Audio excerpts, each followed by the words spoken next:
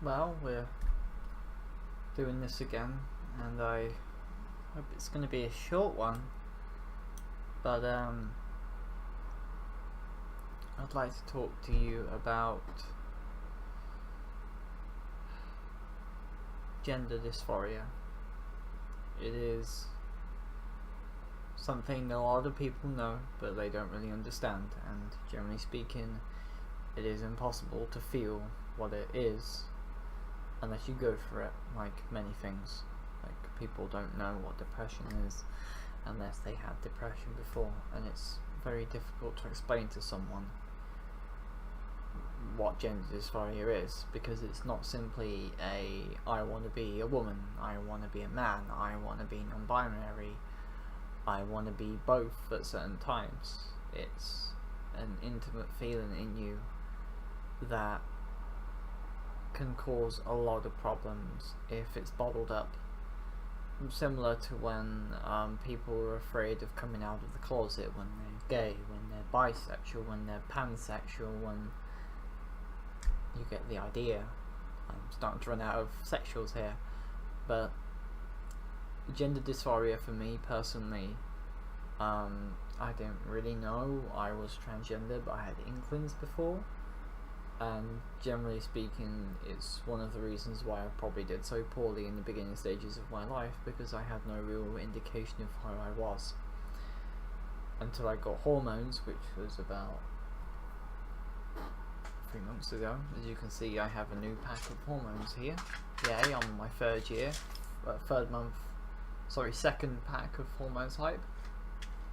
For me,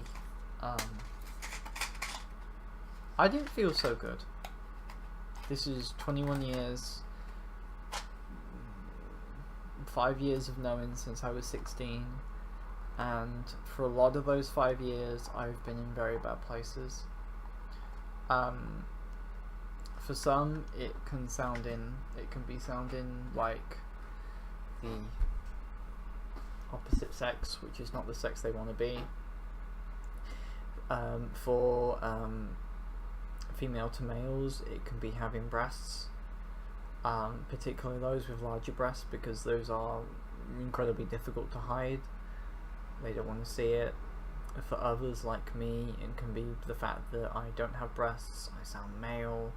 For a large portion of my life I've looked really male, whereas now I have sort of an androgynous appearance, which is okay, but the fact that I have tits, as you can see here, kind of helps. But for me, the biggest part was the fact that I do in fact have a penis. You can kind of tell, because still androgynous appeal, not fully feminized yet. I don't have that much of an Adam's apple, to be honest, which is good. But I mean, I can't pee standing up. I have to sit down. When I masturbate, I can't touch it. I've had blowjobs before in my life. Didn't like it. I've put it in people. Didn't like it. Just never did a thing to me. I've wanted to cut it off at times, knowing fully well that I'd likely suffer significant blood loss because there's an artery in there, and I've still wanted to.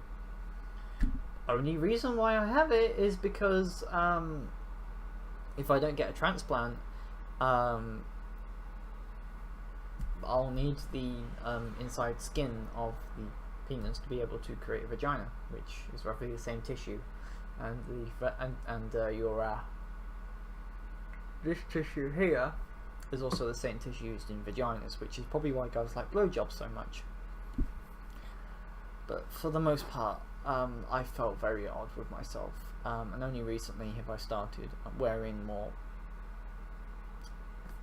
I guess, exposed shirts and shorts, because only now have I been able to feel comfortable enough with myself that I've been able to go out. Whereas before if I was wearing something like this, I'd be wearing a jacket over it, I'd be wearing a bigger shirt, not a t-shirt but an actual shirt, or sometimes a t-shirt, but for the most part that's what gender dysphoria is to me. It's the fact that I've never really felt comfortable with myself until now, and I still really don't, because I still have a penis, I still sound male, I still have a very not as female yet appearance, And for others it can be very different, and I can't really tell you about those others because this is only something that that person can tell you. And fuck ice cream vans. Fuck them. I hate ice cream vans. Tremendous waste of time. But anyway, I hope you get the gist of what I'm saying now. I'm very bad when it comes to explaining things, but you really have to explain things to people, I guess, to be able to fully tell them what's going on. I mean, hell, only now have I started doing webcamming for people. I mean, right now I'm something I really don't like, and I'm basically the equivalent of a futanari. I'm a chick with a dick. That's not something I want to be. It's something other chicks want to be. Okay, fine, good with that. Hell, I used to think that transgender women who didn't remove their genitals were fake, and that's not exactly something that really meshed well with me for a while. The idea that you can be a transgender female and have the junk.